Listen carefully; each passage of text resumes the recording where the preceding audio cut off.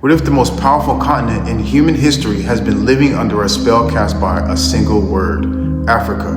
A name repeated billions of times across maps, media, and minds. But behind the letters hides a story of separation, colonial framing, and the loss of self-naming power. In this video, we're going to decode the word Africa, reveal its hidden roots, and show you how words shape destiny. We'll compare Africa to Ethiopia, Pangaea, and Alkebulan. We'll unpack how the names we inherit become programming for our identity. And then we'll take it further, how to break the spell, reclaim the name, and rise as a collective force. Because the real revolution begins with language. Stay tuned to the end for the call to action that shows exactly how to unite our energy and wealth. In ancient cultures, naming was sacred. To name something was to define its essence. Colonizers understood this power. They renamed lands, people, and rivers to insert themselves as authors of reality. The word Africa wasn't born on Africa tongues. It came through Latin, Africa Terra, land of the Afri. But deeper still, there's an Egyptian root. African means birthplace of the Ka, or a life force. Over time, that original meaning was overshadowed by foreign framing. Every time we say Africa, we invoke not only geography, but also a history of imposed identity. This is why decoding is crucial. We're not just talking semantics, we're talking about removing an energetic overlay, a subtle programming that shapes how the world views a continent and how a continent views itself. In this section, you're going to see that words are not neutral, they are software for consciousness.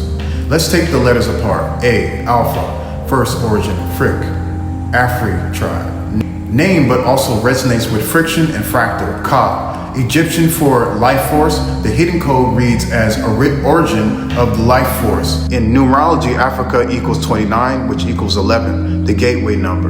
11 is a master number associated with portals and high intuition. It is almost as if the original vibration signature of Africa is that of a doorway to the human story. This explains why so many myths, religions, and migrations point back to Africa as a cradle.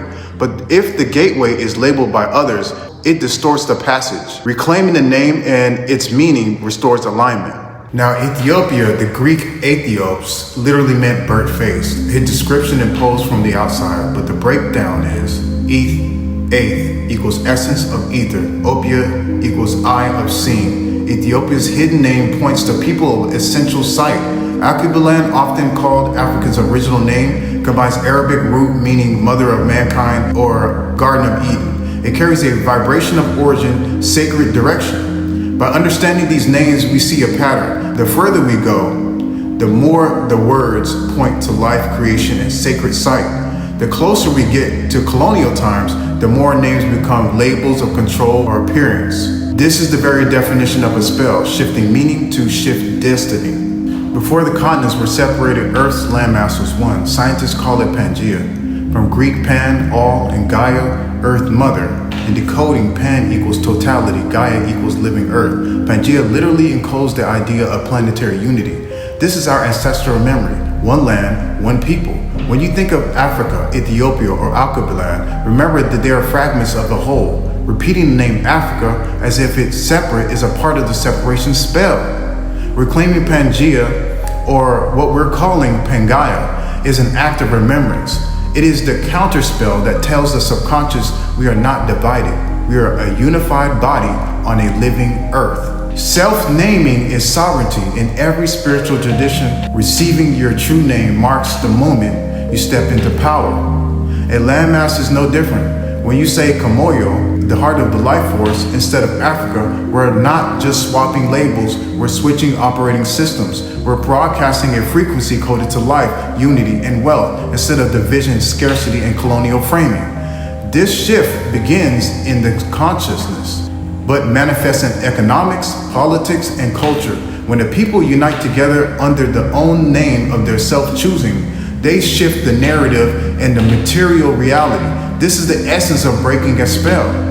We propose Kamoyo, Ka from ancient Kemet, for life force, Moyo from Swahili, Bantu, or heart spirit, together heart of the life force. In numerology, it reduces to an 8, the number of power, stewardship, and material mastery. Kamoyo is not an imposed word, it is a synthesis of African deepest roots and languages. It is speakable, chantable, brandable, and carries the power of code. When you say we're building Kamoyo, we're already reframing your identity. You're no longer operating under the spell of Africa. You're breathing life into Kamoyo. This is how memes become movements. Changing a name is step one. Step two is changing the conditions that allow the spell to work. That means rising economically, technologically, spiritually. Words plant seeds, but actions grow forests. The moment we shift our language to Kamoyo and Pangaea, we must also shift our resource flows, our learnings, and our collective coordination. This is why wealth building and unity go hand in hand. Without resources, good intention remains dormant. With resources, intentions manifest. Think of this video as a portal. Once you pass through, you step into a new contract with yourself and your community. If you're feeling the pull from this message, it's time to rise. Uniting under Kamoyo is more than a symbol. It is a strategy. We can't reclaim land, culture, or technology without reclaiming economic power. Get your wealth up so we can make real moves as a collective unit. Support businesses, invest in learning, create community funds, teach financial literacy. Share this video, subscribe, and invite others to this movement. Every person who shifts their mindset adds one more node to the new grid of abundance. We can't just talk about unity, we must fund unity. We've decoded Africa, Ethiopia, Alkebulan, and Pangaea. We've shown you that names are spells and how to break them. We've given you a new name, Kamoyo, and a vision, Pangaea, for planetary unity. This is only the beginning. In our next video, we'll go even deeper into numerology and metaphysics behind the hidden codes in global geography and show exactly how to build collective wealth to support sovereignty. Subscribe now, hit the notification bell, and join our community. The link is in the description to be a part of the historic shift. Remember, language shapes reality, wealth powers change, and unity activates destiny. See you on the inside.